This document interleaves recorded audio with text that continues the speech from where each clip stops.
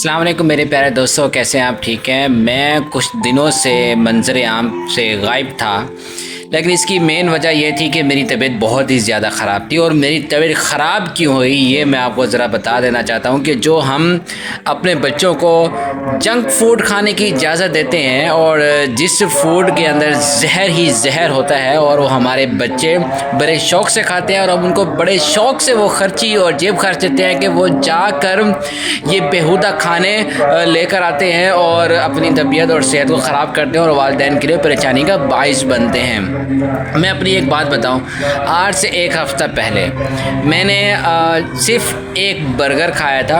अंडे वाला बर्गर था जिसके अंदर और बाहर दोनों तरफ अंडा लगा हुआ था, एग वाला था और थोड़ा सा स्पाइसी था और उसके अंदर थोड़ा सा मायोनीज़ और जो सलाद वगैरह होता है ये डला हुआ था। लेकिन आप इस चीज़ का अंदाज़ा लगाइए कि मैंने सिर्फ वो एक छोटी सी चीज़ खाई। वो चीज़ खाने के बाद मैंने एक स्प्राइट की बोतल भी पी ली। मैंने कहा जब हम ये जंक फूड खाते ही हैं, जब तक बोतल ना पिया जाए, पी ना ली जाए बोतल को, तो तब तक मज़ा नहीं आता। तो मैंने बोतल पी और रात को मैं खाना खाने की बजाय यही चीज़ खाई और सो गया आराम से। जैसे ही सुबह उठा तो मेरा मैदा जवाब दे चुका था और मेरे मैदे के अंदर इतनी जलन हो रही थी, मुझे महसूस हो रही थी कि जैसे मेरा मैदा अंदर से कोई काट रहा है। अब मैं इतना परेशान कि मेरा मैदा भी कोई ऐसे लगता है कि काट रहा है और उसकी जो गरमाइश थी वो मेरे ऐसे उड़ते हुए मुंह तक पहुंची, जो मेरी ज़बान और मेरे होंठ और मेरे मुंह सारा छालों से भर गया था। अभी भी कुछ ना कुछ असर होगा ज़बान पे छालों का। तो मसला ये हुआ कि जब मुझे मेरा मैदा ख़राब हुआ तो उसके साथ साथ ये बात बड़ी घिनौनी हुई कि मुझे मोशन लगे और मोशन भी लेसदार पानी निकल रहा था और उसी लेसदार पानी के अंदर 2 दिन तो लगातार खून निकलता रहा। मैं बड़ा परेशान हुआ कि ये क्या हो गया। मैं डॉक्टर के पास, कभी हॉस्पिटल में, कभी क्लिनिक में, कभी प्राइवेट पे, कभी कहाँ।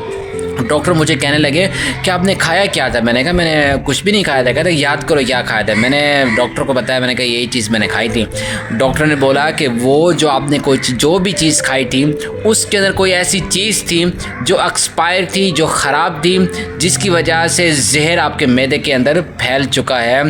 तो मैं आप सब दोस्तों को ये कहूँगा कि ये जो बच्चे हमारे छोटे छोटे नौजवान नस्ल है, ये बार बार बीमारियों का, कभी आँखों की बीमारी, कभी बीपी की बीमारी, कभी किस चीज़ का मसला, कभी किस चीज़ का मसला पड़ जाता है बच्चों को।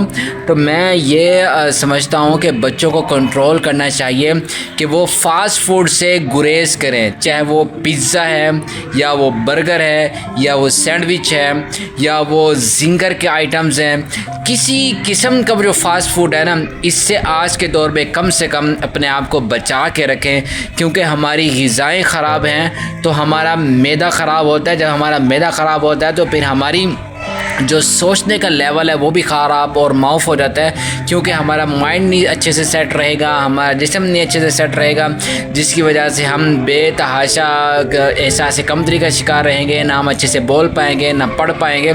ये सूरत हाल होती है और वालिदैन अलग परेशान होते हैं, जो आजकल इतनी महंगाई के दौर में भी जो बच्चों के लिए कमाते हैं वो बीमारियों में उड़ा देंगे, तो फिर वो आपके ऊपर क्या खर्च करेंगे।